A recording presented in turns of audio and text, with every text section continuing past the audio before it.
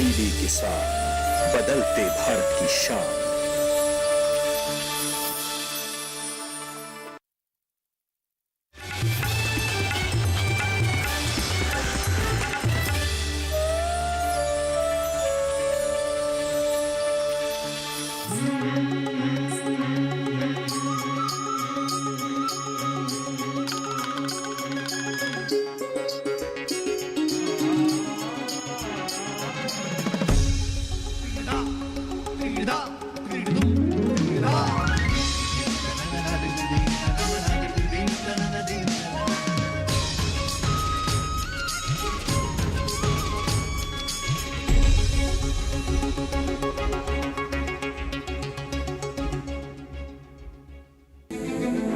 उड़ीसा के पश्चिम दिशा में स्थित एक शहर संबलपुर।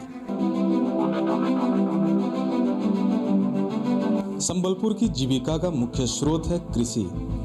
मुख्यतः यहाँ की 80% जनसंख्या कृषि पर निर्भर करती है। यहाँ की मुख्य फसल चावल है। चावल यहाँ का मुख्य फसल होने के हेतु पश्चिम उड़ीसा को चावल का कटोरा भी कहा जाता है। यहाँ के किसान केवल चावल ही नहीं बल्कि पशुपालन, फल फूल उत्पादन, मछली पालन आदि के व्यापार में भी नियोजित हैं।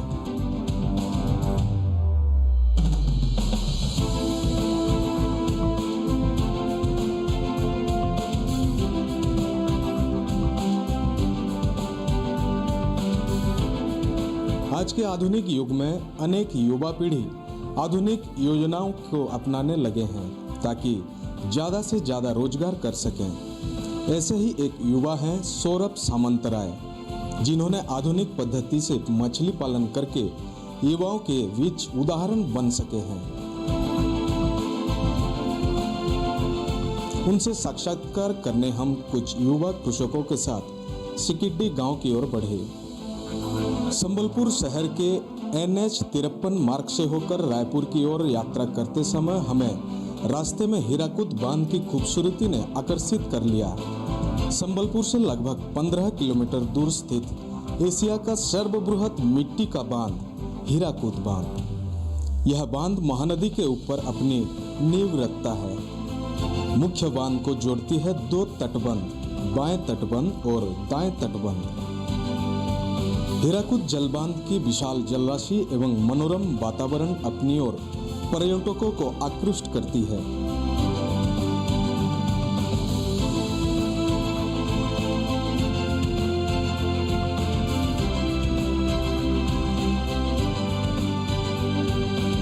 हीराकुद की विशाल जलराशि को मछली पालन के लिए उपयोग किया जा रहा है। राज्य सरकार की सहायता से स्थानीय मछुआरों से बनी सहकारी समिति द्वारा यहाँ पारंपरिक तथा आधुनिक प्रणाली से कैच फिश फार्मिंग की जाती है।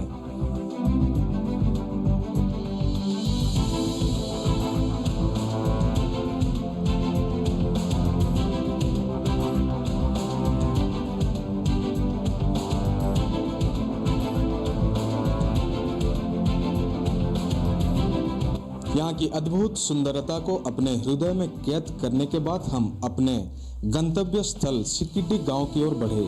उबड़ खाबड़ पथ होते हुए हम पहुंचे सिकिड्डी गांव में।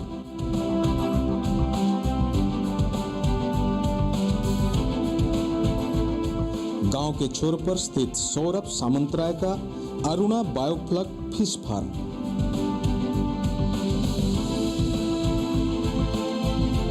सौरभ सामंतराय पेशे से एक इंजीनियर हैं। वो अपनी शिक्षा प्राप्त करके बेंगलुरु में मोटी तनख्वाह पर नौकरी करते थे, परंतु आत्मनिर्भरता की चिंताधारा ने उन्हें अपने गांव की ओर आकृष्ट किया। उन्होंने अपनी पुश्तैनी 3 एकड़ की जमीन पर मछली पालन का आरंभ किया। पहले परंपरागत पद्धति से 1.2 एकड़ पर एक तालाब निर्माण करके मछली पालन आरंभ किया, लेकिन इस प्रणाली से संतुष्ट न होकर वे आधुनिक प्रणाली की खोज करने लगे।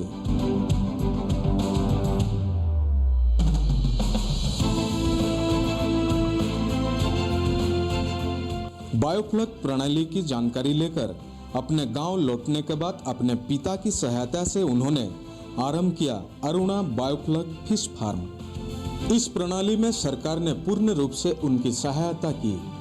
इसके लिए 6 फीट बाय 6 फीट के 6 सीमेंट की टंकी निर्माण की गई।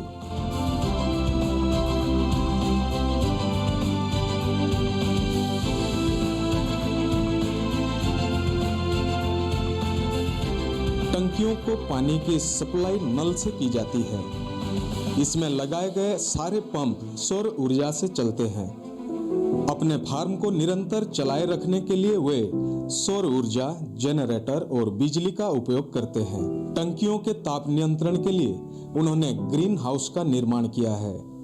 ग्रीन हाउस के अंदर रखे गए इन टंकियों में बायोफ्लक प्रणाली से मछली पालन किया जाता है। इसके बारे में सौरभ जी बताते हैं कि मैं सौरभ सामंतराय बुल्ला का निवासी हूँ और मेरा बेसिक एजुकेशन है बीटेक इन कंप्यूटर साइंस। पढ़ने के बाद मैं बेंगलोर में और सिंगापुर में और फ्रांस में 7 साल काम किया हूँ एमएनसी कंपनी में। फिर 7 साल के बाद जब मेरे पापा रिटायर्ड हुए तो हम 2 भाई हैं, तो दोनों भाई बाहर काम करते हैं। तो पापा मम्मी का देख रेख करने के लिए उनका बुढ़ापे में मैं छोड़ के आ गया जॉब। तो जॉब छोड़ के आने के बाद मुझे लगा मुझे क्या करना है, मुझे कुछ खुद के लिए करना है। तो यहाँ पे हमारा पुश्तैनी ज़मीन था, तो मैं सोचा यहाँ पे कुछ एग्रीकल्चर का करूँ जो कि मतलब मुझे लाभवान हो सके। जब मैं बेंगलोर में काम करता था तब मेरा जो ऑफिस का एक दोस्त था उनका घर आंध्र प्रदेश में है। तो आंध्र प्रदेश में आप जानते हैं कि बहुत मछली का चाष होता है। तो उसके लिए मैं उनके घर गया तो देखा कि ये बहुत अच्छा लाभवान बिजनेस है। इसलिए मैं यहाँ पे पहले एक हमारा जो उड़ीसा गवर्नमेंट का एक MPOI योजना है, मुँह पोखरी योजना, तो वो योजना में 1 एकड़ में एक मैं पॉन्ड किया, ओपन पॉन्ड। उसमें मैं हमारा IMC जो है रोही, भाकुर और मिर्कल वो चाष किया। तो उसके बाद क्या हुआ कि मैं रिसर्च करने लगा कि मैं और कुछ मछली कैसे कर सकता हूँ, मतलब जैसे कि डिफरेंट टाइप ऑफ मछली।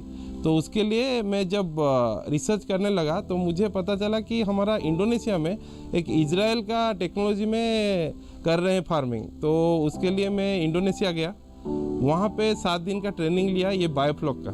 फिर आके यहाँ पे मेरा ज़मीन में मैं 6 टैंक किया 12,000 लीटर वाला, फिर उसमें शुरू किया। तो ये बायोफ्लॉक क्या है, पहले बायोफ्लॉक क्या है कि वहाँ पे बायोफ्लॉक में हम एक प्रोबायोटिक, जो प्रोबायोटिक होता है एक बैक्टीरिया होता है, वो उसको अच्छा बैक्टीरिया बोलते हैं, गुड बैक्टीरिया, उसको डालते हैं पानी में और उसके साथ कार्बन सोर्स डालते हैं। कार्बन सोर्स क्या, चीनी हो सकता है, गुड़ हो सकता है और मोलासिस होता है। तो हम क्या करते हैं कि यहाँ पे गुड़ यूज करते हैं, बैक्टीरिया और गुड़ दोनों पानी में मिला के हम लोग छोड़ते हैं और वो क्या करता है एक फ्लॉक क्रिएट करता है। वो फ्लॉक क्या करता है, जो मछली लोग जो उनका वेस्टेज होता है उनको उसको भी वो मछली का खाना कर देता है। तो हम लोगों का मतलब मछली का फीड कम यूज होता है और पानी का जो कंडीशन है वो ठीक रहता है। तो मछली ज़्यादा ग्रोथ होता है और एक छोटे जगह में हम 8 से 9 क्विंटल मछली निकाल सकते हैं, उसको बायोफ्लॉक कहते हैं। तो बायोफ्लॉक करने के लिए टैंक हम 2 प्रकार कर सकते हैं, एक है PVC टैंक और एक है सीमेंट टैंक। तो सीमेंट टैंक क्या होता है कि मैं यहाँ पे जो किया हूँ 6 सीमेंट टैंक, और मुझे क्या फ़ायदा हुआ कि मेरा पापा जो है वो एक रिटायर्ड इंजीनियर है, गवर्नमेंट ऑफ उड़ीसा का रिटायर्ड सिविल इंजीनियर है। तो उनका हेल्प लेके वो मुझे गाइड किए कि कैसे फाउंडेशन करना है, कैसे ईटा जुड़ाई करना है, कैसे करके फिर मैं ये 6 टैंक बनाया। तो उसके बाद 6 टैंक बनाने के बाद एक टैंक में मैं डिफरेंट टाइप ऑफ फिश जैसे करके मतलब एक में पंगासियस किया हूँ, एक में मागुर किया हूँ, ये टैंक में सिंघी किया हूँ, ऐसे करके फिर और एक हमारा देसी कोऊ बोल के मिलता है वो किया हूँ। तो अभी मेरा ये 8 महीना हो गया है। एक टंकी से देसी कोऊ निकला है जो कि 5 क्विंटल 75 kg, और एक टंकी से हम 6 क्विंटल पंगासियस निकाले हैं। पहले हम क्या क्या यूज़ करते हैं कि प्रोबायोटिक यूज़ करते हैं, फिर गुड़ यूज़ करते हैं, फिर हमको 24/7 हमको ऑक्सीजन देना पड़ता है। तो ऑक्सीजन के लिए हम 200 वाट का पंप लगाए हैं जो कि ऑक्सीजन देता है। फिर उसके बाद हम क्या करते हैं कि वो 24/7 चलने के लिए, तो हमारा तो लाइन जो लिए हैं वो वेस्को से लिए हैं, मतलब सरकार से लिए हैं, लेकिन वो लाइन 24/7 रहता नहीं है, कभी प्रॉब्लम होता है, कभी बारिश हो गया लाइन कट जाता है, इसलिए हम 2 बैकअप भी लगाए हैं यहाँ पे। एक है 1 किलोवाट का सोलर लगाए हैं, जो कि वो सोलर 10 से 12 घंटा हमको बैकअप दे देता है। उसके बाद हम लगाए हैं 10 kV का एक जनरेटर जो डीजल से चलता है, वो उसके बाद उसको चलाते हैं। कि ये हम जो पॉन्ड किए हैं और ये जो टंकी में वो डिफरेंट क्या है, मतलब पॉन्ड में हम लोग क्या करते हैं कि एक बड़ा एरिया में 3 टन से 4 टन निकाल सकते हैं एक साल में।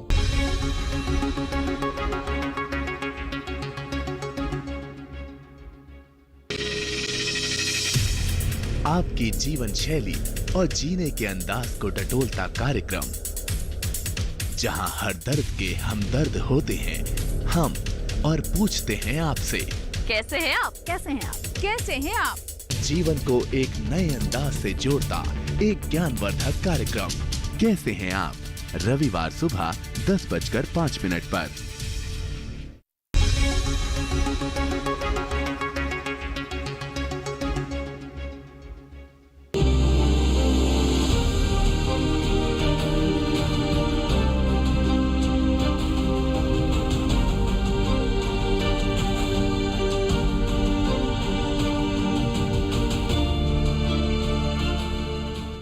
मछली पालन के अलावा तालाब के बांध पर और इसके पास के जमीन में ड्रिप सिंचाई से सौरभ जी ने परवल, भिंडी, टिंडा, बैंगन आदि सब्जियों का भरपूर उत्पादन भी करते हैं, जिसमें सिर्फ जैविक खाद का प्रयोग किया जाता है। इसलिए बाजार में इन सब्जियों की कीमत व मांग अधिक रहता है। सब्जी के साथ साथ सौरभ जी पराली मशरूम का उत्पादन भी करते हैं, जिसका भरपूर मांग बाजार में है। और एक बात तो यहाँ पे हम और एक चीज़ करते हैं कि हम जो पॉन्ड किए हैं, पॉन्ड के हम देखें, पॉन्ड के ऊपर और पॉन्ड के नीचे बहुत जगह हमारा था जो वेस्ट हो रहा था, कुछ यूज नहीं हो रहा था। तो हम क्या किए, हमारा जो हॉर्टिकल्चर डिपार्टमेंट है गवर्नमेंट ऑफ उड़ीसा का, उनका हेल्प लेके वो सब जगह में हम ड्रिप इरिगेशन कर लिए। और उसके बाद अभी हम पॉन्ड के ऊपर और पॉन्ड के नीचे बहुत अच्छा ऑर्गेनिक वे में वेजिटेबल करते हैं, जैसे कि परवल हो गया, बैगन हो गया, भिंडी हो गया, ये सब एग्रीकल्चर करते हैं और कुछ अच्छा पैसा कमा लेते हैं। और जगह बाकी था तो उसमें हम ढिंगरी छत्तू, यहाँ पे हमारा जो उड़िया लैंग्वेज है उसमें उसको बोलते हैं ढिंगरी छत्तू, तो उसको मशरूम बोलते हैं, ढिंगरी मशरूम। उसको हम क्या करते हैं, जो पुराना साल का जो था पेडी स्ट्रॉ, उसको छोटा छोटा काट के उसको एक पॉलीथीन में हम बाबिस्टिन और जो हमारा मशरूम का सीड है उसको डाल के हम 15 दिन एक डार्क रूम में रखते हैं। उसको फिर 15 दिन के बाद उसको बाहर निकालते हैं और डेली पानी सिंचन करते हैं। उसके बाद वहाँ से अच्छा सुस्वाद मशरूम निकलता है, जो मार्केट में अच्छा रेट में जाता है, जो हम यहाँ पे बेचते हैं 1 kg का 100 रुपीज़। तो यहाँ पे जो हम बायोफ्लॉक किए हैं, तो बायोफ्लॉक का जो मेन जो मतलब सक्सेस होने में एक ही चीज़ है, जो है बड़ा सीड। तो बड़ा मतलब 2 टाइप का है बड़ा। एक है कि हार्वेस्टिंग साइज के अनुसार हम चूज़ करते हैं। जो मछली जैसे कि सिंगी हुआ, देसी मागुर हुआ, पापदा हुआ, देसी कौ हुआ, वो सब क्या हम 100 या 150 ग्राम में उसको हार्वेस्ट करते हैं। तो उसके लिए हम बड़ा सीड बोलते हैं 20 से 25 ग्राम। और जो पंगास हुआ, पंगासियस, वो हम 1 kg के ऊपर हार्वेस्ट करते हैं। उसका बड़ा साइज सीड है 100 ग्राम। तो वो बड़ा सीड हमको मिलने के लिए बहुत दिक्कत है। तो हम जो हमारा लोकल हैचरी है गवर्नमेंट का, या कोई प्राइवेट हैचरी हुआ या वेस्ट बंगाल में, हमको मिलता नहीं है। तो इसीलिए हम 4 महीने में हम हार्वेस्टिंग नहीं कर सकते हैं। इसीलिए इस बार हम क्या किए हैं कि हम अभी यहाँ पे 4 टैंक किए हैं। एक टैंक का साइज है 6 फुट बाई 30 फुट, 6 फुट है उसका चौड़ाई और लंबाई है 30 फुट।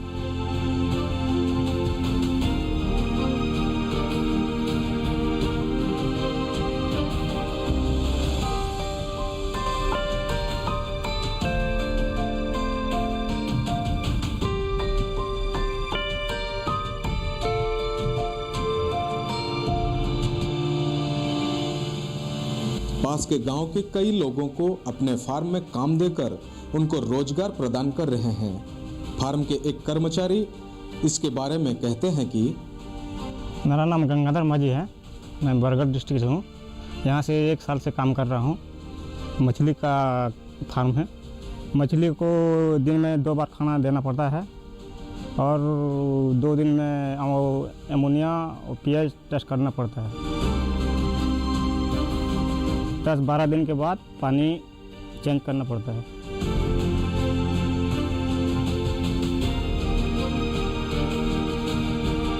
जो हमारा यहाँ पे पॉन्ड में जो आईएमसी होता है, जो रोहू, काटला, मिर्गल, यहाँ पे भी हो सकता है, लेकिन कम अमाउंट, मतलब 2 क्विंटल से 3 क्विंटल एक 10,000 लीटर टैंक में होता है, जो कि फ़ायदा नहीं है चासी के लिए। एयर ब्रीदर मछली वो ही यहाँ पे कर सकते हैं। और उसके अलावा हम श्रिम्प कल्चर भी कर सकते हैं, जैसे करके श्रिम्प का जो एल वेनामी कल्चर है वो कर सकते हैं, वो बहुत फ़ायदेमंद है।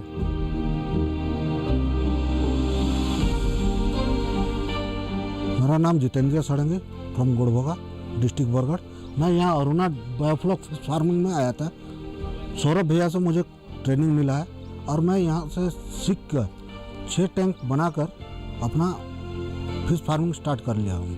ये जो है आजकल जैसे ज़मीन के लिए प्रॉब्लम चल रही है, ये टैंक में हो रहा है और ये कम जगह पर ज़्यादा मुनाफा दे रहा है। हम लोग को पूरा फ्री में सिखाया है।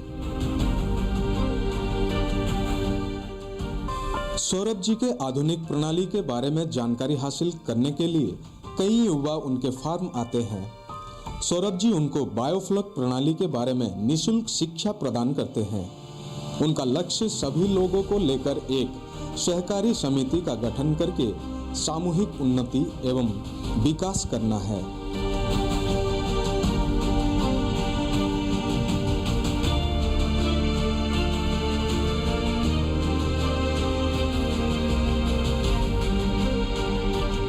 सौरभ जी की यह कोशिश उनको और ऊंचाइयां प्राप्त कराएगी। यही सोच लेकर हम उनसे विदा लेकर लौटना शुरू किए।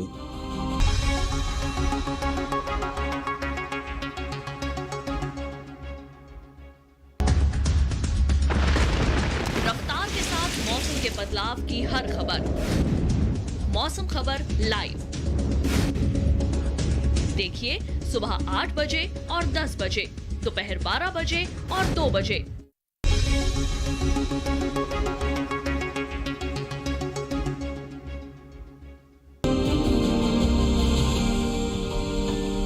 शाम ढलते ढलते हमें आदिवासी संगीत की झंकार सुनाई देने लगी। इस संगीत ने हमें उनकी ओर आकृष्ट कर लिया एवं हम जब वहां पहुंचे, हमें गांव के आदिवासी पुरुष एवं महिलाओं का नृत्य देखने को मिला। यह मनमोहक एवं मनोरम नृत्य देखकर हम अपनी यात्रा समाप्त किए।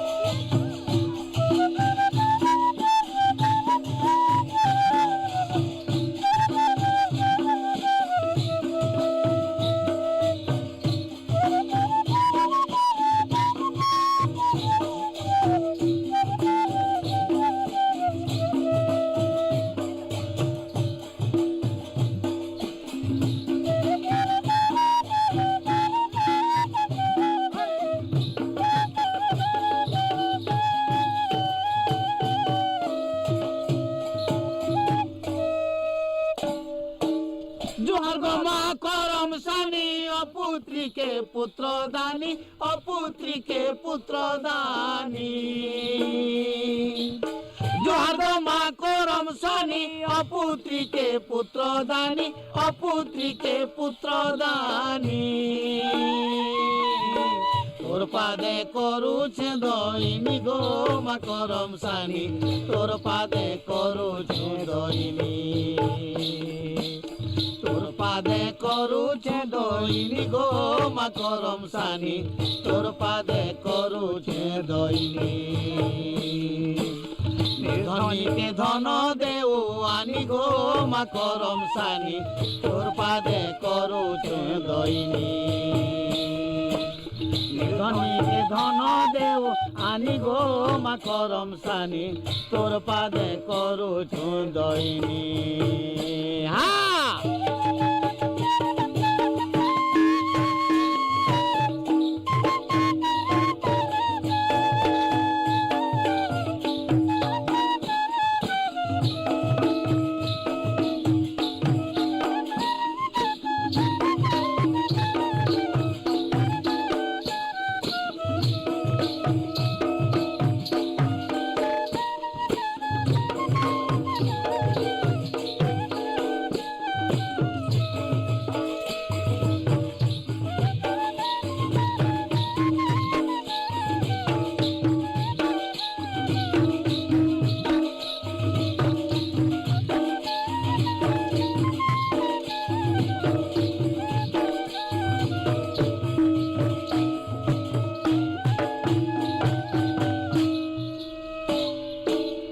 गंगारू हेलु जन्म आदि माता तोर नाम किए हेबा तोर गो समान गंगारू हेलु जन्म आदि माता तोर नाम किए हेबा तोर गो समान पर्वत बासिनी गो करम सानी तोर पादे करू धइनी मालगिरी पर्वत बासिनी गो करम सानी तोर पादे करू धइनी बलदेव परे बेला जानी गो करम सानी तोर पादे करू धइनी बलदेव परे बेला जानी गो करम सानी तोर पादे करू धइनी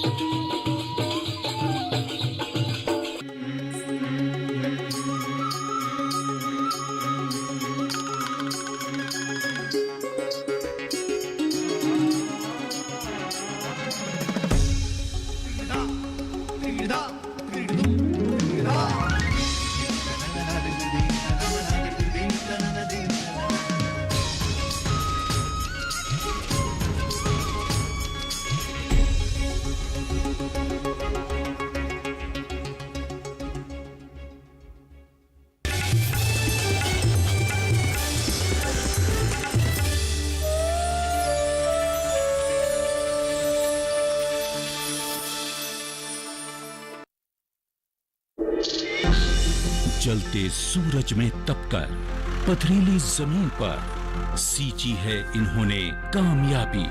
परिश्रम के गवाह हैं ये लहलहाते खेत। हरियाली बयां कर रही है इनके जुनून की कहानी। मिट्टी में मिला इनका पसीना भी और खून भी। सपनों ने सोने ना दिया, खुद से लड़कर जीती है बाजी। हम ला रहे हैं कहानियां किसानों के संघर्ष से सफलता तक की। देखिए हौसला, हर सोमवार शाम 4:30 बजे सिर्फ डीडी किसान चैनल पर।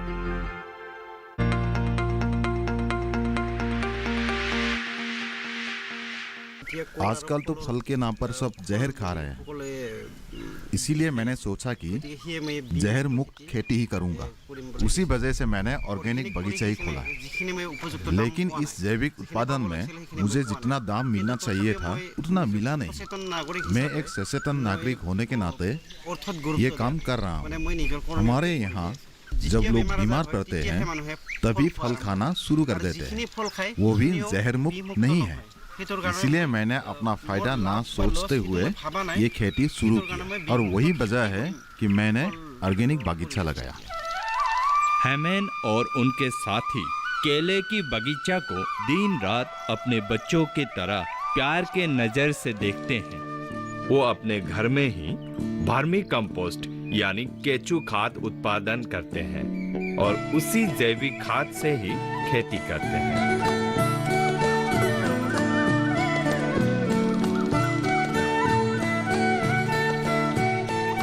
आप लोग देख रहे हैं कि यहाँ पे लगभग सारे केले के पेड़ कट चुके हैं। इसका मतलब ये है कि यहाँ का फसल उग चुका है।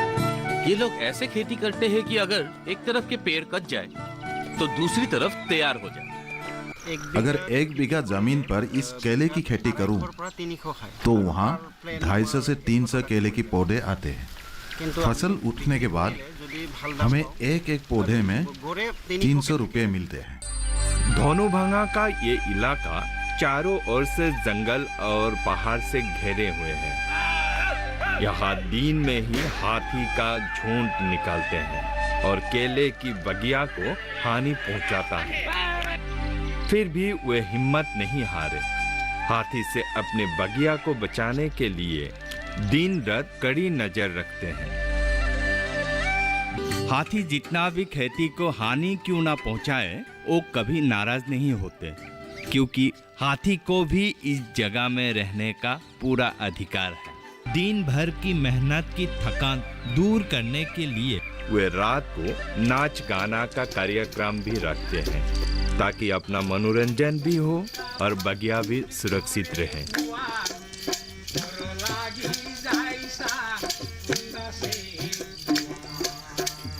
वाह वाह वाह वाह वाह, बहुत खूब बहुत खूब बहुत खूब बहुत खूब। सुबह सूरज निकलने के साथ साथ आप लोग काम पे लग जाते हैं। दिन भर इतना परिश्रम करते हैं, कष्ट करते हैं, और रात को चांद निकलने के साथ साथ मदमस्त होकर नाचते हैं, गाते हैं, हंसते हैं, मुस्कुराते हैं। तो मैं हमेशा यही चाहूंगा कि आप लोग ऐसे ही हंसते रहे, मुस्कुराते रहे, नाचते रहे, और ऐसे ही भारत और असम का नाम कृषि क्षेत्र में उजाले की ओर लेके जाए। होमेन राभा को असम के कृषि विभाग से 2017-18 साल के लिए एक उद्यमी किसान के तौर पर सम्मानित किया गया है। उनको सरकार की तरफ से राजस्थान भेजा गया था। वहाँ के रेगिस्तान में किया गया खेती बाड़ी को देखने के लिए वो वहाँ के खेती बाड़ी देखकर बहुत ही प्रोत्साहित हुए और कहने लगे, अगर वहाँ के किसान रेगिस्तान में खेती उगा सकते हैं तो हम क्यों नहीं। होमेन का मानना है कि वे बहुत भाग्यशाली है, क्योंकि एशिया के सबसे बड़े केले का बाजार दरंगिरी इस क्षेत्र में ही है, जहां से हर रोज कई सौ ट्रक केले बाहर जाती है। वेजिटेबल ग्रोअर्स सोसाइटी जैसा उद्यमी दल, होमेन राभा जैसा किसान कृषि क्षेत्र में आगे बढ़ते रहे तो हमारे किसानों को हौसला मिलता रहेगा। अगर हिम्मत और लगन के साथ ये किसान आगे बढ़ते रहेंगे तो अपना सीना फुलाकर कह सकेंगे, हम किसान हैं, हम भी देश की शान हैं, हम भी देश की मान और सम्मान हैं। इसके सर पर फिर से पढ़ाई का भूत सवार हो गया है। उड़ने से पहले उसका पंख काटना